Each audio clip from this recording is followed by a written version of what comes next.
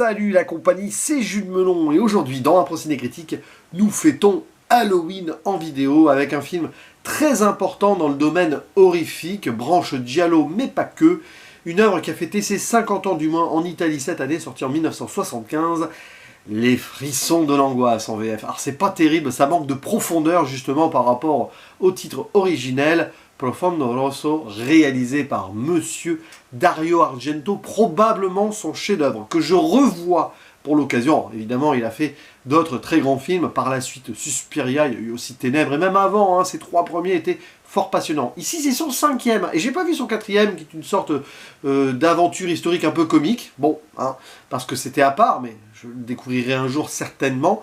Et là, Argento revient directement donc, à ce qu'il a fait sur ses trois premières réalisations en allant encore plus loin. Et au casting, dans le rôle principal, nous avons le Britannique. Et c'est très important de le mentionner, David Hemmings, oui, qui avait joué dans Blow Up d'Antonioni. Parce que Profondo Rosso en est l'écho, en est la réponse. Évidemment, dans cette, on va dire, très humble analyse vocale, il va être question de cela à un moment. Il faut presque, j'aime pas dire cela, mais presque avoir vu Blow Up avant de voir ce film, même s'il n'y a aucun rapport direct, pour en avoir encore plus, on va dire, quelque chose de marquant à en retenir. À ses côtés, nous avons l'actrice italienne qui sera, ou qui était peut-être déjà à l'époque, la compagne d'Argento, à savoir Daria Nicolodi, qui joue une journaliste. Citons aussi la présence de Gabriele Lavia, Masha Merrill, qui est là au début, c'est la première victime, pas de spoil là-dessus, c'est quand même la base de l'intrigue. Et alors, dans un rôle très important, Clara Calamai, qui est actrice d'ailleurs, ancienne actrice dans le film, et qui avait été dans le Ossessione de Luchino Visconti, que j'ai vu évoquer il n'y a pas si longtemps que cela. Et j'avais pas fait gaffe la première fois, je savais pas que c'était la même actrice parce que j'ai pas vu le film. Et là, il y a quelque chose de très important aussi dans un discours global sur l'art, parce qu'Argento questionne pas mal de choses ici, au-delà donc de l'intrigue thriller, slasher, horrifico, giallo, mystique, tout ce que vous voulez. Il y a aussi un regard sur l'Italie, le cinéma, l'art au sens large et son rapport global aussi à son pays. Mais bon, sur le papier, il y a quand même une histoire qui est presque secondaire au final, mais qui en est quand même passionnante et intrigante. Nous allons suivre un pianiste de jazz, Marcus, qui travaille donc en Italie avec un groupe et tout. D'ailleurs, ça se passe la majeure partie du coup sur le côté urbain à Turin. Et ce dernier va, après avoir répété avec ses potes, avoir bu un coup avec l'un d'entre eux, être témoin d'un meurtre. Il habite un appartement, au-dessus de chez lui vit une dame, mais de dehors, il va s'apercevoir que cette femme va être assassinée assez violemment. Et on apprend juste avant, parce que le film est très bien introduit ainsi, que cette Helga Ullmann est une sorte de parapsychologue, médium, voilà, qui arrive à voir quelque chose, apparemment de quelqu'un qui aurait commis un meurtre, qui aurait un trauma absolu. Et c'est peut-être à cause de cela qu'elle va se faire assassiner après par cette personne qui sent qu'elle a été découverte. Voilà, mystère, mystère. Donc Marcus arrive trop tard, il est sur les lieux, il déambule dans le couloir avec ses tableaux, ses miroirs, tout ça. C'est l'architecture déjà intérieure, mais pas qu'intérieure. Et après, derrière, il va être pris d'une obsession. Une obsession, tiens. Là aussi, c'est peut-être pas hasardeux non plus, indirectement. Les flics sont sur place, et une journaliste aussi, et surtout avec cette journaliste, ils vont faire bande à part, leur petite enquête à côté, c'est très gialesque ça, des gens lambda pris dans une sorte de frénésie de découvrir la vérité, ou d'être menacés, paranoïa, etc. Faux semblant, et bien sûr, là, on est à fond dans l'idée, même profondément dans l'idée, profondément dans le rouge, mais quel rouge? Le rouge mental, ou le rouge physique, violent, que l'on peut voir aussi, celui du sang, et autres, bien sûr, jusqu'au plan final. Bon, il y aura une zone spoiler très rapide. Très rapidement, je veux dire, elle sera peut-être pas rapide. Et derrière, on va suivre cette enquête indirecte, cette quête de la vérité, un petit peu à l'image de son personnage en Blow Up, qui, après avoir vu quelque chose, alors, lui il a découvert quelque chose, veut à tout prix savoir. Mais il faut aller au-delà des apparences, et gratter derrière aussi ce qui apparaît être, comme ça, planté devant nous, mais derrière, il se passe toujours quelque chose au-delà des perspectives. Et c'est un film que j'avais déjà beaucoup aimé la première fois que je l'avais vu, et je m'étais dit d'ailleurs, de toute façon c'était prévu comme ça, que je le découvrirais pour surtout attendre de le revoir et en parler. J'avais coché ce Halloween 2025. Parce qu'il y a une énorme richesse derrière, tant et si bien que oui, il se passe ce qui se passe, on essaye de trouver qui pourrait être le ou la criminelle, parce qu'on le sait dans certains Giallo et Argento, il le fait, des fois les femmes peuvent être tueuses, et d'ailleurs le film va tenter de jouer aussi sur ce plan-là, et évidemment il y a beaucoup de trucs qui paraissent évidents, trop évidents, pas évidents, et j'aime beaucoup comme il joue là-dessus. D'ailleurs le film a aussi un peu d'humour indirectement par moment, mais pas que, il y a des décalages qui jouent aussi sur les impressions spatiales. Premier point d'ailleurs, hors spoiler, tout cela, ce jeu absolu sur les décors et les espaces. Bon, il se passe quelque chose dans la scène d'introduction sur laquelle je reviendrai, quelque chose s'est passé 20 ans avant, le trauma originel, on va dire ça comme ça. Et après, on a donc ce moment où il est sur cette piazza à Turin, là, très connue, une place d'ailleurs qui a quelque chose d'assez historique. Alors j'ai plus le nom exact sous les yeux et en tête, mais en gros c'est quelque part où la Gestapo avait fait son QG et après ça a été libéré, le comité de libération et tout. Donc il y a quelque chose aussi qui parle de ce que l'Italie a vécu, hein, plongé dans la collaboration avec l'Allemagne nazie, le fascisme, et après une sorte de libération, un endroit où il est très très isolé, vraiment, on va dire filmé de loin, etc. Et il regarde en haut ce qui se passe, avec des statues de fontaines, des fontaines jumelles, et tu le sens déjà bloqué dans quelque chose, dans cette Italie qui a ce regard antique, un peu romain, qui post-fasciste, pré-fasciste du coup, et maintenant post-fasciste, qui va mieux, mais qui dans les années 70 est en plein remous. On va même pas parler du post-miracle économique, hein, de ce qu'a pu, penser à Elio Petris, qui a fait des films à peu près à la même époque, qui justement questionnait peut-être l'identité d'une Italie qui pouvait rebasculer quelque part, hein, dans ces démons.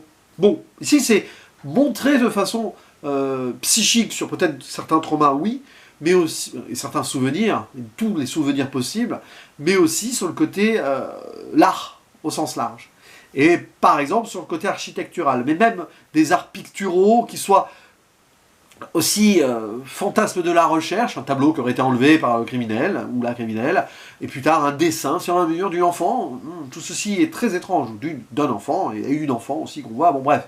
Il y a ce jeu aussi de perception, et il faut faire attention, et regardez ce qu'il y a au-delà. Évidemment, quand vous l'avez vu une première fois, après, vous connaissez l'intrigue, tout ça, vous revoyez, vous avez entre-temps, ce que j'ai fait à l'époque, hein, lu et écouté des analyses, là je l'ai revu vierge de cela, parce qu'après ça reste cristallisé en soi, mais je n'ai pas revu ou relu des analyses après avoir revu ce film pour faire une vidéo. Mais tu le sais, tu le sens qu'il y a quelque chose, et beaucoup de choses sont dans les détails et dans la profondeur.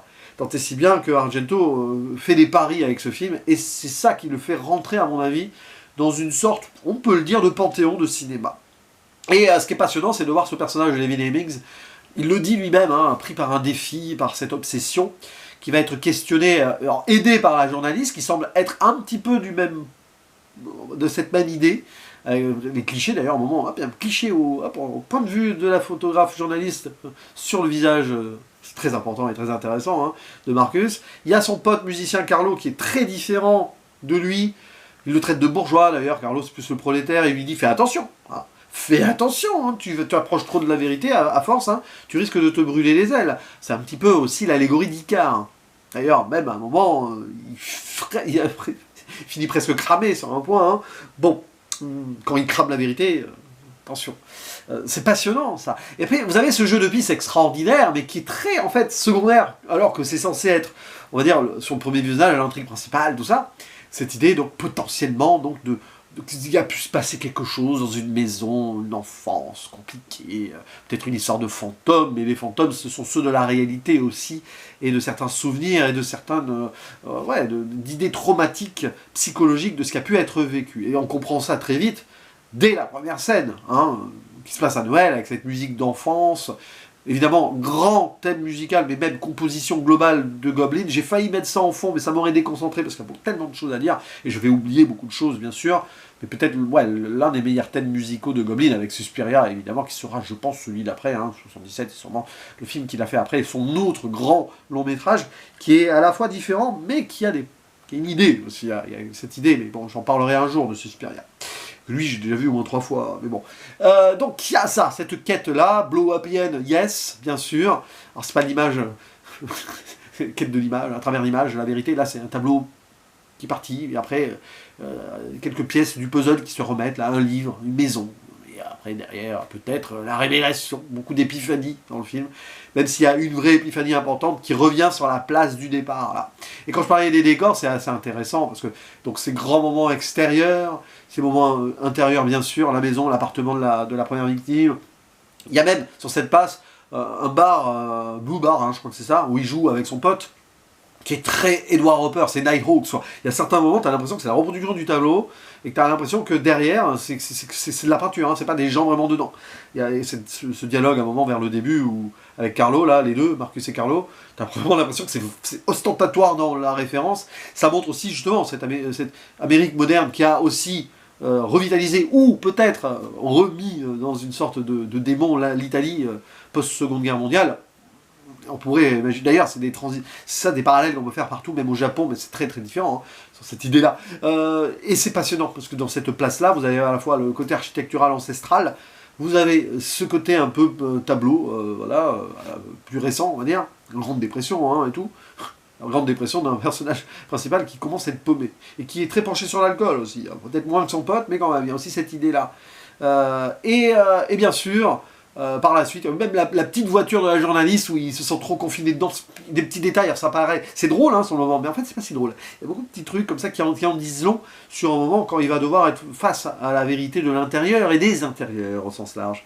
Et derrière, après ça déroule là. Évidemment, la mise en scène d'Argento sur certaines scènes de meurtre, de giallo pur, extraordinaire. Alors il joue aussi sur certains effets extraordinaires. Il y a la marionnette, aussi à un moment, les effets de son, bien sûr, de parano, de perception, le plan derrière une baie vitrée, et il y a beaucoup de choses POV, bien sûr.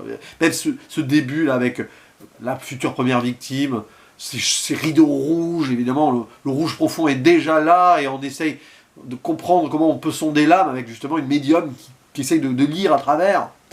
Et justement, elle le lit à travers, et il y a beaucoup de jeux à travers dans le film. C'est passionnant, ça. Il y a une forme de mysticisme, mais en fait, le film ne l'est pas plus que cela. C'est vraiment c'est très humain, dans beaucoup d'obsessions derrière, dans le trauma. Ça, c'est génial. Il y a beaucoup de red herrings, comme on dit en anglais, faux semblants, chiffon rouge, hareng rouge.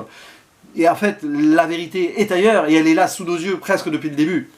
Ça, c'est formidable, parce que j'aime beaucoup ces films-là qui, ok, bon, premier visionnage, vous n'allez pas faire attention aux détails, c'est normal, c'est un premier visionnage, ça joue sur les twists et tout, tu as envie de savoir qui est derrière tout ça, et derrière, tu sais, bon, ok, mais en fait, quand tu revois ça, le plus important est derrière, donc dans cette psychologie-là, et de ce qu'on voit, ou ce qu'on ne voit pas, ou ce qu'on veut voir, et ce qu'on veut à tout prix découvrir aussi, à nos risques et périls. Et là, spoiler, passionnant de toute façon d'emblée, parce que la tueuse, on la voit dès le début, si on revoit, alors ça c'est connu, parce que ça a été dit, mais faites un arrêt sur image quand le personnage de Marcus découvre, va dans l'appartement pour découvrir la morte, il y a la tueuse, jusqu'au bout, il veut croire que c'est un tableau, mais ce sont des miroirs. La vérité est derrière, d'ailleurs la vérité est derrière les apparences. La vérité c'est pas le tableau, mais le miroir, donc il y a son propre reflet, il y a un écho là-dessus, de toute façon. La vérité est parfois derrière un mur aussi, derrière un dessin, mais si on gratte, et on gratte déjà quelque chose, il y a quelque chose qui apparaît, et on défonce le mur, il y a autre chose derrière, la momie de la victime originelle, on va dire ça comme ça. Il y a aussi, on gratte, c'est-à-dire, à un moment, il y a un message qui est laissé, c'est Omar m'a tué avant l'heure. C'est terrible, mais c'est ça, une victime d'une dame, qui va être mise la tête dans sa baignoire, brûlée et tout, et elle va graver quelque chose sur la vapeur de la vitre. Mais évidemment, ça ne se voit plus, mais après, on peut le revoir, découvert comme ça, l'un des associés de la première victime, un parapsychiatre, tout ça. Oui, derrière les apparences, il y a des choses qui sont sous nos yeux, mais on ne les voit pas, parce qu'on ne sait pas les voir, ou parce qu'on ne regarde pas au bon endroit. Et c'est exactement le sujet cinématographique du film. C'est-à-dire, il met en scène cette œuvre en nous montrant des trucs, en faisant en sorte que le spectateur soit piégé, piégé donc, dans ce qui paraît frontal, mais en fait, tout est derrière. Et y compris dans cette idée de cette journaliste-là, que c'est trop évident, de se dire, oh, ça va être elle la tueuse, c'est forcé, là, voilà. Elle est trop là, trop insistante, et même il y a des scènes ou des plans, on se dit, mais évidemment que c'est pas elle. Mais qui a tué? Ah, et c'est là, après, j'ai envie de dire, on s'en fiche. Il y a un trauma originel, le soir de Noël, machin, une enfant ou un enfant qui récupère un couteau. Est-ce que c'est cet enfant qui a tué? Non, on n'est pas dans Halloween encore, même si ce genre de truc a pu inspirer John Carpenter, et pas que pour la musique qu'il composera pour Halloween, parce que on sent qu'il y a quelque chose de matriciel dans les frissons de l'angoisse, qui a tellement, on va dire, imprégné d'autres œuvres par la suite, et pas que du coup en réflexion post-blow-up, etc. Hein, mais dans cette idée-là, c'est génial, parce qu'il y a des échos dans tous les sens, de l'avant et de l'après, artistique au sens large, sur le plan architectural, peinture, et donc cinéma aussi, parce qu'il y a une réflexion sur le cinéma, et c'est génial comme tout se révèle à un moment. Il y a même un moment où il défonce un mur, pour voir la momie derrière, donc le père, hein, qui a été assassiné au début par la mère d'un personnage qu'on a dans le film, et on voit la mère. J'y arrive hein, quand même sur ce plan-là, mais ça va être très rapide. Mais quand il défonce ça, on a l'impression qu'il veut, Argento, défoncer aussi. Imaginez voir ça au cinéma, ça serait génial. J'y ai pensé, défoncer le quatrième mur aussi, de nous spectateurs qui voyons. Et apparaître, parce qu'il vraiment, il y a l'idée de truc obscur, filmer de l'intérieur cette pièce qui est cachée depuis des années. Et comme il passe à travers, j'imagine sur le grand écran, ça va faire un effet. J'ai pensé par exemple à Angoisse, Angustia de Bigas Luna, qui a peut-être été aussi inspiré par ce film. Et ce film qui a peut-être été inspiré, alors pas que par Blow Up, mais par Psychose, avec la figure de la mère, un peu là, qui visiblement, donc Carlo, le musicien, est l'un des tueurs peut-être, hein, oui, et la mère est la tueuse originelle, et la tueuse aussi, que l'on voit donc dans ce miroir qui n'est pas un tableau dès le début. Hein. Et cette actrice, qui est une actrice dans le film, en plus c'est une mère actrice, et ça c'est génialissime aussi dans l'éco-représentation artistique cinématographique, c'est Clara Calamai, qui donc a joué dans le Ossessione, Obsession, ça s'invente pas, de Luchino Visconti. Et là dans le film, c'est une actrice déchue, elle a plein de photos d'elle, alors je me demande, je n'ai pas vérifié, mais je me demande s'il n'y a vraiment pas des photos justement de Clara Calamai, non, les amants diaboliques en français, hein, si vous voulez, ça serait génial, ce serait normal presque. Et il y a ce discours d'Argento sur ce cinéma d'époque, en plus au Session de Visconti, qui est sorti en 1943, qui voulait aller ailleurs, mais encore en une période Italie fasciste, début du néoréalisme, le cul entre deux chaises absolu de cette Italie qui là aussi a ce cul entre deux chaises, que ce soit entre la modernité apparente et l'architecture d'avant, et le trauma global. Rien que la piazza là, de Turin, la piazza, après c'est des initiales, hein, CLN hein, je crois, hein, si je ne me trompe pas, bon... C'est génialissime en fait. Il y a tout qui fait écho. Et il y a ce personnage britannique qui est là, parce qu'en fait il n'est pas italien en plus, qui constate, qui regarde, qui veut aller dans cette vérité d'une Italie et de trauma qui peut-être peut lui échapper. Hein. D'ailleurs ils sont comme un enfant, c'est mis un défi, et quand il retourne vers cette histoire d'enfant là, dont le père croit qu'elle est sorcière parce qu'elle maltraite des animaux, mais pas du tout, cette chanson d'enfant, ce trauma originel d'enfant de Carlo, parce que la mère, et puis la mère, après Carlo a voulu protéger sa mère, enfin, par délire absolu. Alors après oui, il peut y avoir un discours qui peut être un peu cringe, mais c'est d'époque, c'est les années 70, c'est marrant parce que les journalistes, côté MLF et tout, le personnage de Marcus, très macho, masculin, ça renvoie à son personnage au blow-up, à David Hemmings aussi, hein, qui maltraitait les femmes. Alors là, il maltraite pas, mais il a ce côté un peu vieillot, voilà, très... pas miso, mais... bon, il se fait battre au bras de fer quand même, j'aime bien, il y a un petit côté féministe dans le film là. On avance, parce que dans le giallo, ça n'a pas toujours été évident, ça. Mais il y a... Alors, vous voyez, je me perds un peu. Mais il y a aussi donc, le rapport à la mère donc, de Carlo, c'est ça que je voulais dire. Le rapport à l'enfance et le trauma originel, la mère, oui, psychose, tout ça. C'est passionnant ça. Ah oui, c'est ça que je voulais dire. Le côté un peu cringe parce que Carlo, bon, il va avoir un moment un personnage homosexuel, alors drag queen. Je sais que l'actrice qui joue est transgenre. Alors je sais pas si elle avait fait cette transition à l'époque, il y a quelque chose. Donc là aussi, il y a un jeu sur ces apparences-là. Et on a un peu l'impression que ça pourrait être meurtre par perversité, mais pas du tout. On comprend très vite grâce à ces genres de révélations-là que c'est la mère. Hein. Mais bon, après, est-ce que, vous voyez, c'est là le côté un peu cringe, est-ce que par psychose de trauma originel, il aurait glissé vers... Ça, je vous laisse seul juge. Mais bon, c'est tellement secondaire, en fait, dans l'intrigue, que peu importe. Et cette idée que, du coup, le meurtrier, on pourrait imaginer que c'est un meurtrier déguisé en femme, ou... mais non, c'est la mère. pour ça qu'il y a aussi ce jeu de faux semblant, comme on a eu sur la journaliste, on pourrait imaginer que ce serait elle, que ça pourrait être le petit ami ou l'amant, c'est pas trop, de Carlo que l'on voit. On ne sait pas. Ou la menthe, du coup. Mais voilà, c'est ça, ce jeu, justement, sur les identités transidentitaires aussi, de la psychose, et d'une Italie transidentitaire aussi. Je pense qu'il y a tout un travail derrière, et ben, évidemment, la profondeur absolue, globale, que ce soit derrière la profondeur de champ et les profondeurs de la psychologie du film. Et c'est pour ça que ça joue sur les reflets, sur derrière les murs, sur on gratte, on se rapproche de la vérité. Pour moi, à un moment, il y a la maison qui crame et tout. Oui, j'ai pensé littéralement à ça avant. On a dit, tiens, comme Icare, il se rapproche du soleil et derrière, il y a la maison qui crame.